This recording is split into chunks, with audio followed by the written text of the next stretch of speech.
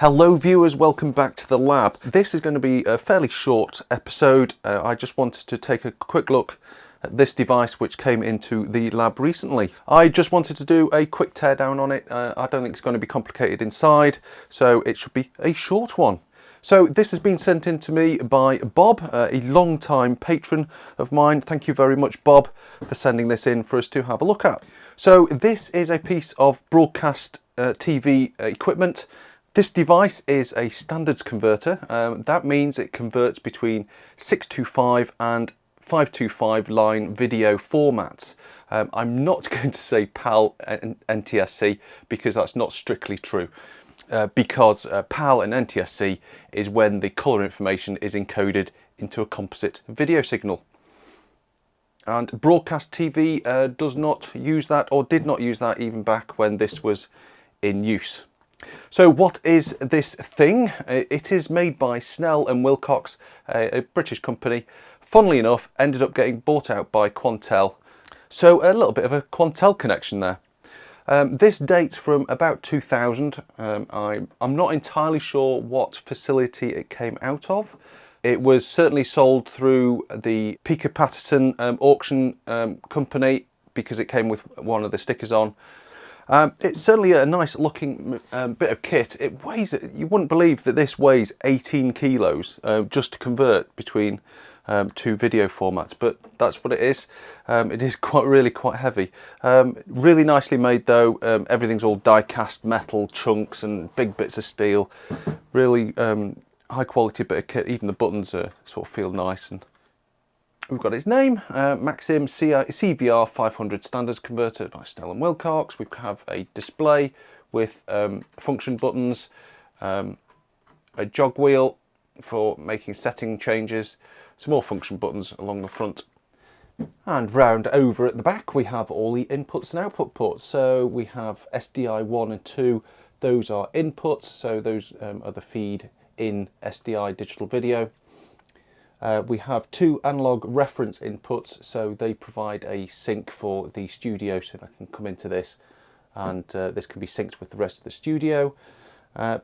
Outputs are SDI1 and SDI2 again. We have a composite port on here, but I believe that is not connected. It's not used, so we literally just have the SDI digital video. Now, of course, given the age of this, as I said, it dates from around about 2000. So this is only standard definition SDI. So there's a couple of extra ports on here for remote. So we've got roll call, RS422 and a delay port. Roll call is some kind of Snell Wilcox thing to link things together. And we have an RS422 remote control. So that will probably accept serial commands just to change settings, that kind of thing, remotely. The delay output is quite interesting because that's a TTL level signal which is indicates the delay of the video as it's going through the machine. So the pulse width coming out of this is the time it takes to process the input signal to the output signal. So you get a reference to how much delay this is adding onto the video, which is kind of cool. So this machine does work. I've actually tested it. It seems to work fine. I'm not actually going to show you this on video because I wonder whether it might make for an interesting video in the future to look at the conversion of 625 and 525 line video, because it's quite a complex subject and there's no real ideal way of converting between the two. So it does make for some interesting reading about all the different techniques that can be employed to actually convert between the two, because not only do you have to fit 50 frames into 60 or 60 into 50, you also have all the fields to worry about as well. So it all gets a bit complicated when we have interlaced video. So I might reserve that for a future video, but for the moment I just want to do a quick tear down, show you the insides, and I can put this away because I have other things to work on. So to power this on, you just have to get to the power switch, which is under here. You just lift these two little tabs up and the front panel slides off and folds down, and we've got a number of configuration switches and buttons Under there we've got a cable that loops over for the keypad and the display and the power switch. So if we turn this on,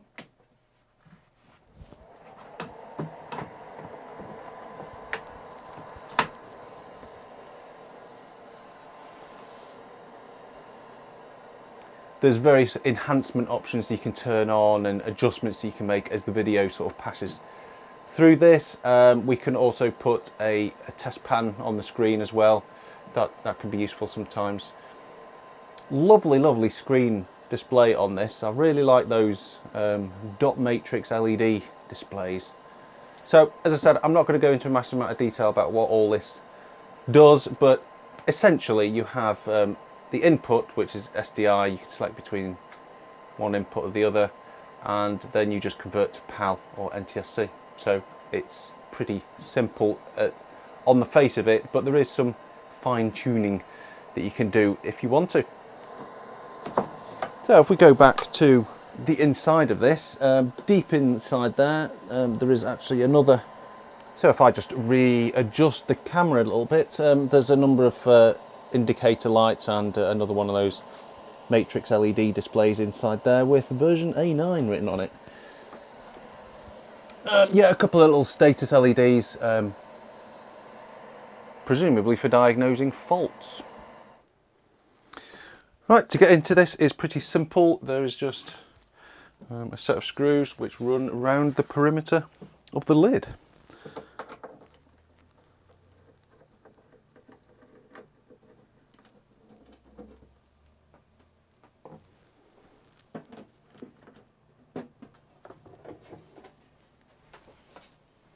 So looking inside, we've got the circuit boards over here.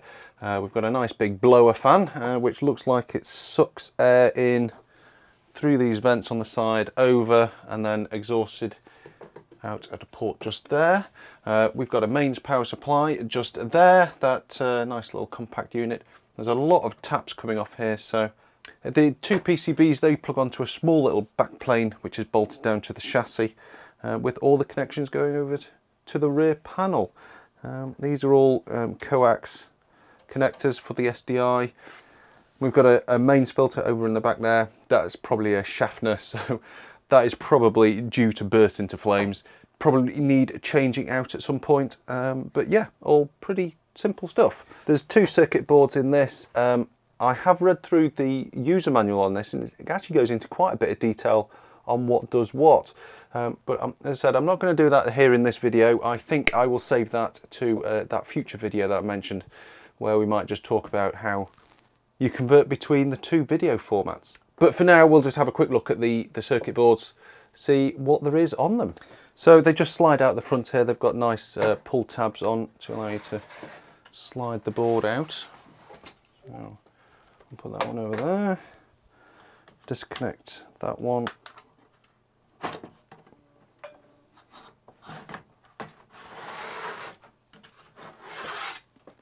Put that there. And we'll have a look at them in a little bit of detail.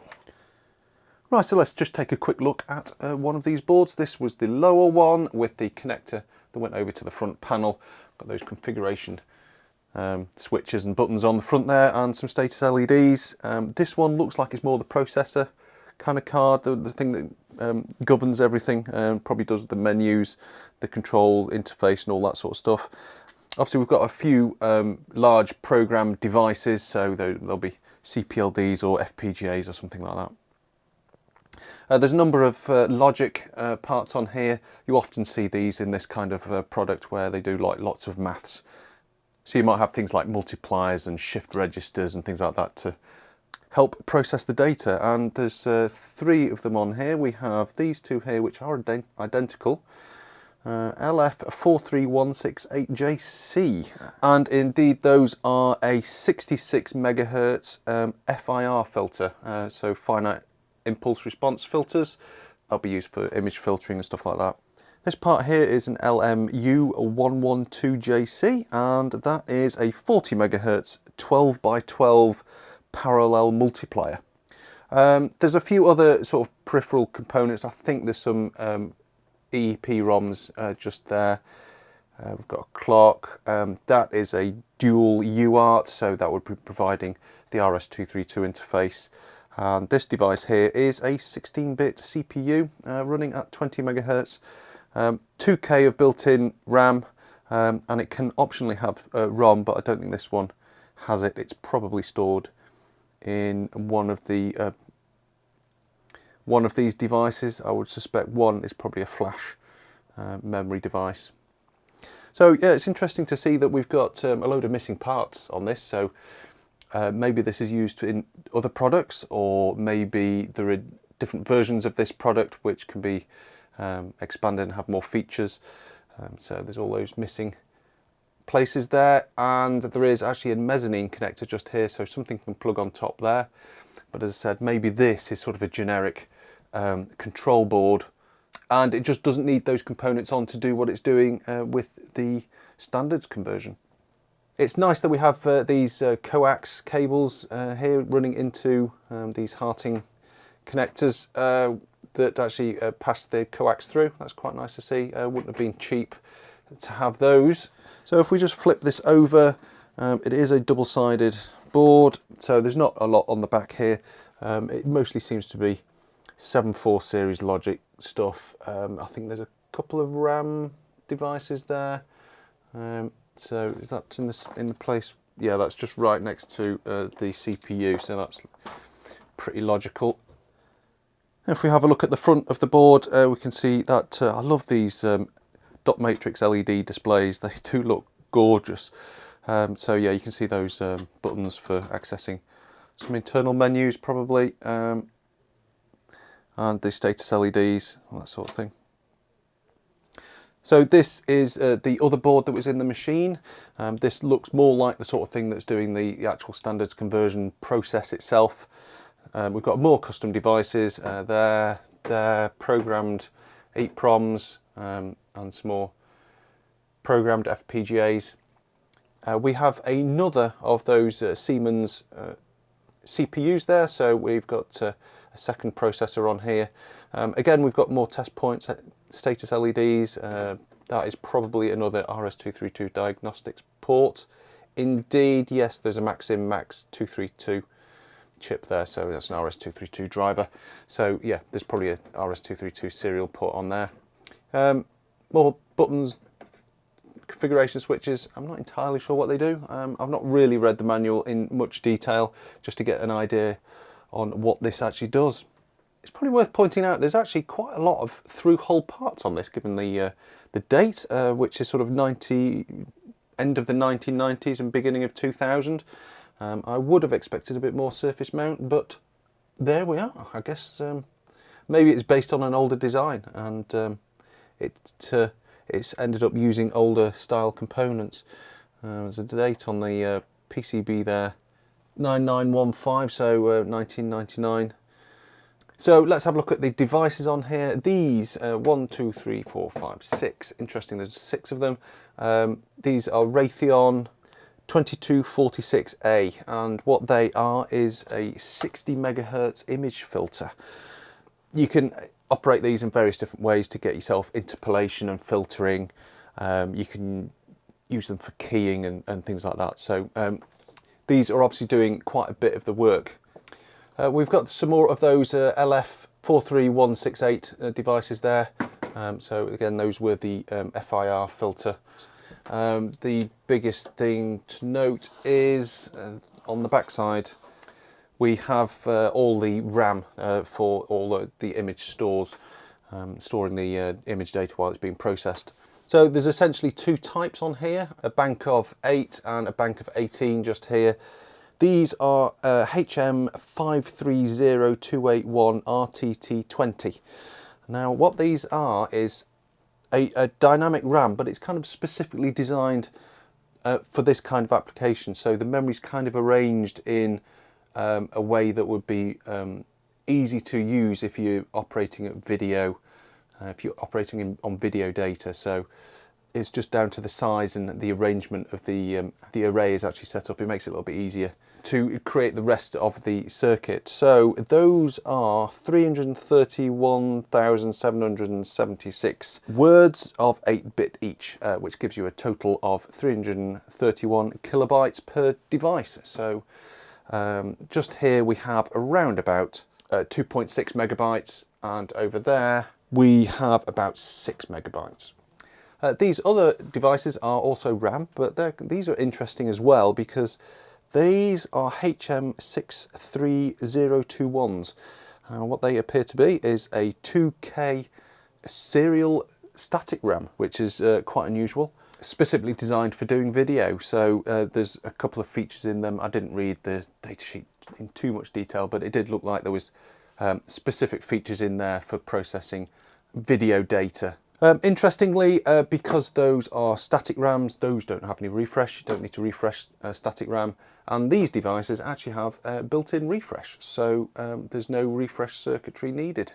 So yeah, they probably would have been quite a specialised thing to use, and probably a bit more expensive than your normal RAM devices. So as I said, I wanted to keep this one pretty short because, as I said, I've got other things I need to be getting on with, but maybe we can look at this in the future and have a look at how you convert between 625 and 525 line video, because it'd be interesting for me to find out. So thanks very much for watching. Thanks for all the likes, the subs and all that sort of stuff. Thank you very much. And thanks as always to my loyal patrons. Without their support, I wouldn't be making these videos. So on that note, I'll see you on the next video. Bye for now.